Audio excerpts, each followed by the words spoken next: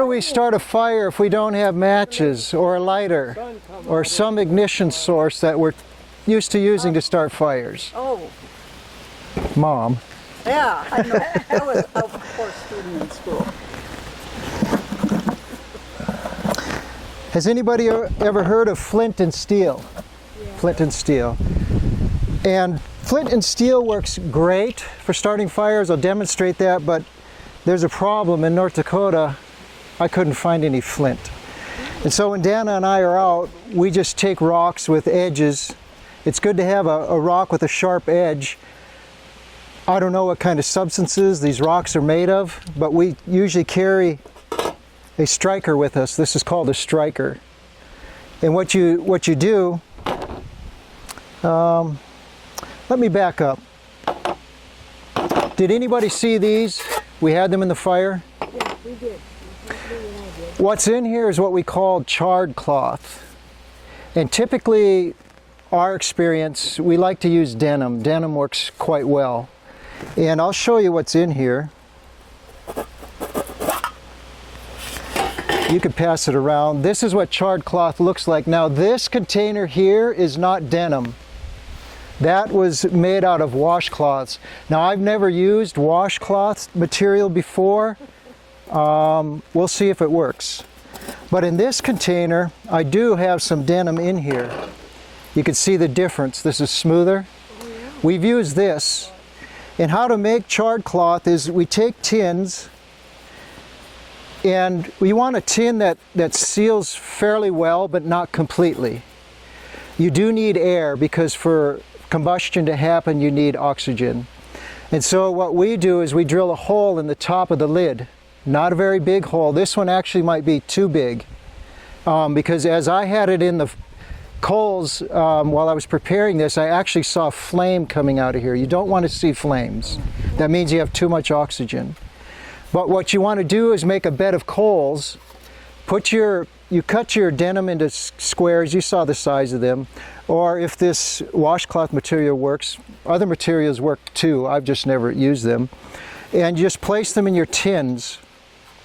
And then what you do is get a good hot bed of coals. Again, make sure you have a hole. Stick it in there and you'll see it'll start to smoke. That means it's burning off all of the combustible material. All that's left basically is carbon. And so you'll see smoke coming out of the top. And once the smoke stops, then you know you have charred cloth. So you take it out. When you take it out, don't open it. If you open it, what'll happen? It'll burst into flames. So you set it off to the side and let it cool. Once it's cool, then you can use it. And so this is what we call charred cloth. We wanted to show you how to make it. Some of you were over there while I was making it. But anyway, it's nice to have flint, but we have found some rocks that work to take, will give a spark. And I think it was Cleta or Jana. Cleta, you suggested to me, typically you'd like to take your charred cloth, hold it with your thumb, and make sure the charred cloth is right to the edge of the rock, because that's where your spark's going to be.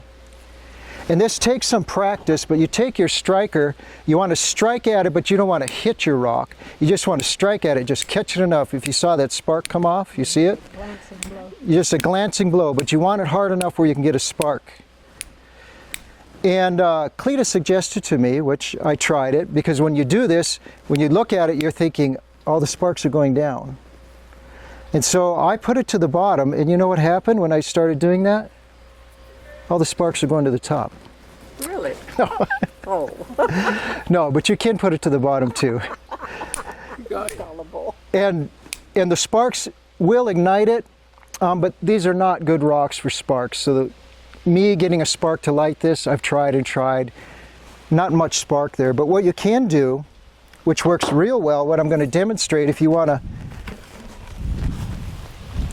come around, I think it was Jana and I,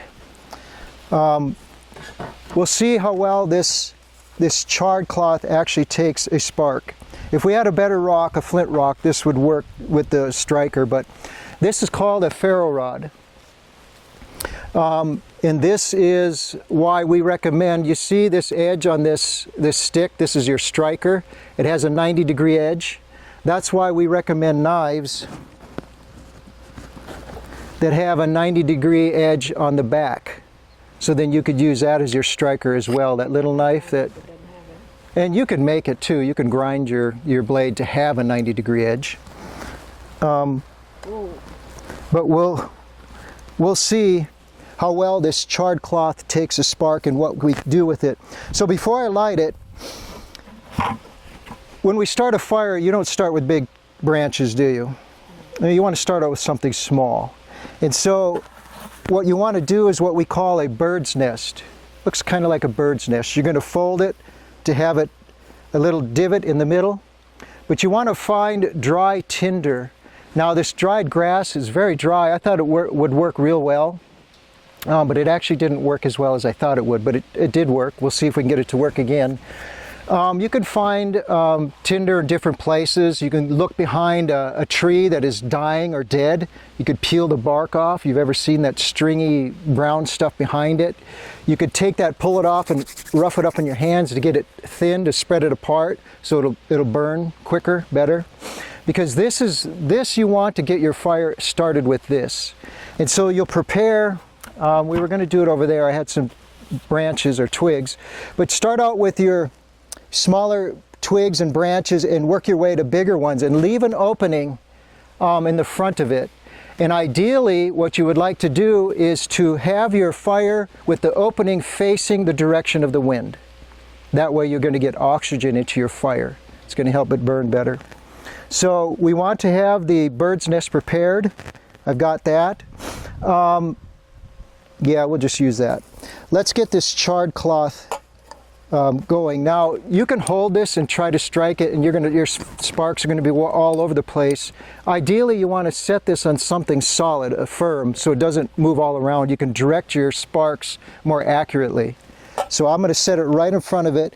Just drag this down, and you can see it doesn't, there's a little bit of spark on there. That's all you need, and that'll stay burning.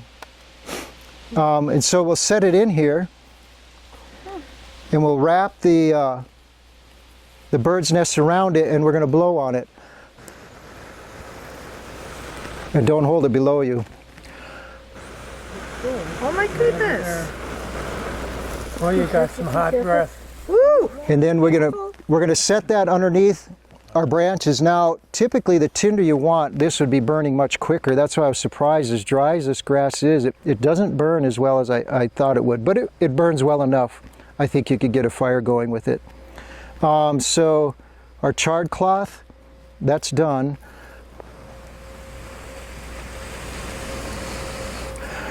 I think you made your point. You started fire with it. Yep. So anyways. Good.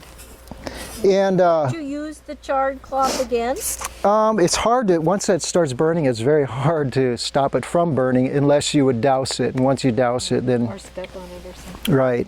If you step on it, it's going to powder up. You wouldn't be nothing left of it. So typically one-time use. Yeah, unless it does go out. But anyway, so that's how we would start a fire using a striker. And again, you could use flint and steel instead of the striker.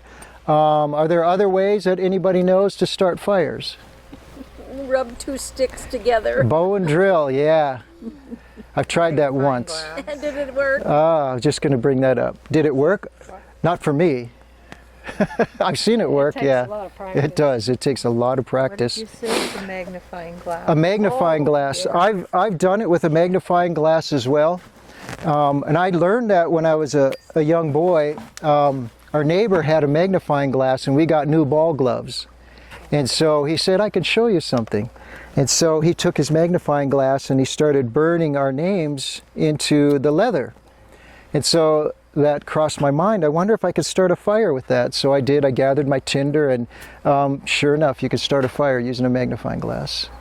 So anyway, rubbing sticks, I've tried that. It's a lot of work. That takes practice. I'd rather use flint and steel. Why are we showing this? Why are we showing this? Well, the same reason why we're teaching wild and medicinal edibles. I mean, there's coming a time that I'm just going to share with you a little bit of my beliefs. The Bible says that we can't buy or sell. So what are we going to do in those times, when we can't buy or sell? Well, we need to be independent. And so learning how to forage wild edibles or medicinal plants to help us, because you look at it really, when you go into a doctor's office, I haven't been to one for a long time, but you go in there, one of the first questions they ask you is what medications you're on. Yeah. And when you say no, they look at you like, what's wrong with you? And so most people are on medication. What are they going to do? If they're going to be faithful, you can't buy or sell. We need to know how to treat those things. And so we want to be a help to those who don't know. But starting fires, if you're out in the wilderness, you can't just drink water out of a creek. Years ago, maybe. But there's so much bacteria and stuff in the water, we need to purify it. So if we start a fire, we can boil the water to make it drinkable. If you want to use the medicinal plants, steep it, then you can use it as a tea. So there's different reasons, for heat, shelter, if you're outdoors, you want to stay warm. Many reasons why you should know how to, start a fire. Any questions? What are those tins?